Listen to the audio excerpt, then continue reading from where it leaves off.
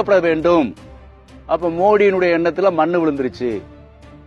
மோடி என்ன நினைச்சுக்கிட்டு இருந்தாரு, பாகிஸ்தானை சீண்டிட்டோம், நம்ம போய் தீவிரவாதி ஒண்ணுமே இல்லாத இடத்துல போய் அடிச்சுட்டு தீவிரவாதிகள் அழிச்சிட்டுங்கிற அதே இது பாகிஸ்தான்காரங்களும் டென்ஷன் ஆகி நம்ம மேல போர் கொடுத்தா நம்ம ஜெயிச்சிடலாம். ஆக இதை காமிச்சு நம்ம தேர்தலில் வெற்றி பெறலாம் நினைக்கிறீங்க. இனிமேல் அந்த வேலையெல்லாம் நடக்காது. இம்ரான்கானை என்னுடைய தனிப்பட்ட முறையில ஒரு வாழ்த்துறேன். என்ன கேட்டேன், போர் என்பது வேண்டாம். நம்ம அபிநந்தன் அவர்களை இன்னைக்கு நான் விடுதலை பண்றேன்னு சொல்லியிருக்காரு அவரு. அப்படி பாரியா ஒரு பிரதமர் பொறுப்பா? அவன் நமக்கு பக்கத்து நாட்டுக்காரன் நல்லவனா கெட்டவனாங்கிற ஒரு நிலையை எடுக்கிறான் பாரு. அந்த நிலையை எடுக்கிறதுக்கு கூட ஒரு தகுதி இல்லாத மாதிரி நம்ம கருதுறோம் பிரதமர் மோடி அவர்களை. இந்தியா என்பதும் இந்திய மக்கள் என்பதுக்கும் மோடி சொந்தம் கிடையாது. அந்த மக்களுக்கு தான் மோடி சொந்தம். முடிவை எடுத்து ஒரு நல்ல நிலையை வழிகாட்டுறதுக்கு ஒரு தகுதி இல்ல.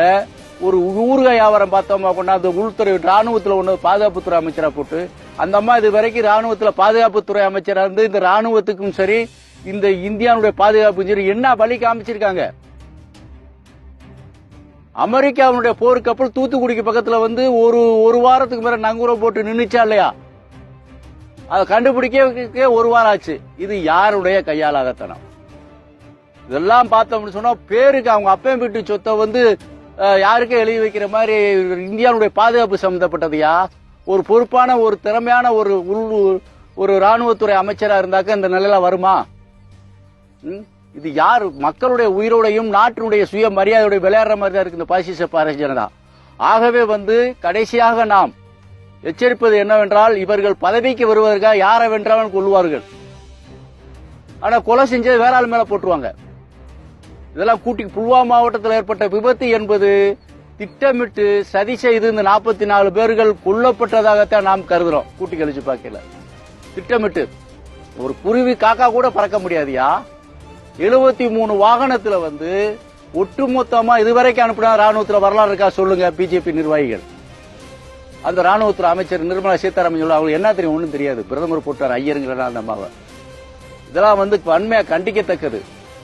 73 வாகனத்துல 2500 ரூபாய் அனுப்புன வரலாறு கிடையாது. 3 வாகனமா அதை அனுப்புவாங்களாம்.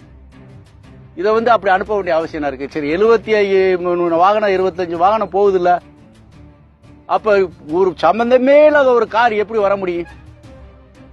சம்பந்தமே இல்லாத ஒரு காரு எப்படி வர முடியுங்கிற மக்கள் கவனத்துக்கு நான் கொண்டு வர்றத. நாடு என்பது எல்லாருக்கும் சொந்தம், தனிப்பட்ட ஒரு நபருக்கு சொந்தம் கிடையாது. அப்ப இந்த மாதிரி ஒரு நிலைகள் எடுப்பது இதெல்லாம் கூட்டி கழிச்சு ஏன் நாம் திரும்ப திரும்ப அதை சொல்றோம்னு கேட்டீங்கன்னா, இந்த பாதுகாப்பு உண்மையாக கடைபிடிக்கப்பட்டு அந்த 44 உயிர்கள் போயிருக்காது வெட்டியாக. இந்த 44 உயிரை கொன்னு